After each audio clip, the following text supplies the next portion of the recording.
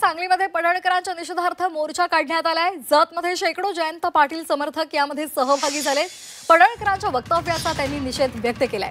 जतमध्ये मोर्चामध्ये शेकडो जयंत पाटील समर्थक एकवटलेले आहेत आणि त्यांनी पडळकरांचा निषेध नोंदवलेला आहे। सांगलीच्या जतमधील अभियंता प्रकरणावरून गोपीचंद पडळकर विरोध जयंत पाटील असा संघर्ष आपल्याला पाहायला मिळतोय। गोपीचंद पडळकरांकडून जयंत पाटलांवर करण्यात आलेली जहरी टीका आणि त्याचा निषेध आज केला जातोय।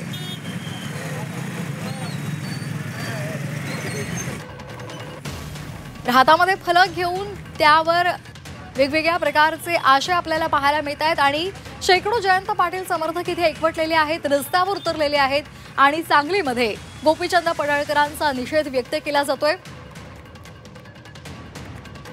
जतमधली ही दृश्य आपण पाहतोय। पडळकरांच्या वक्तव्याचा निषेध नोंदवला जातोय।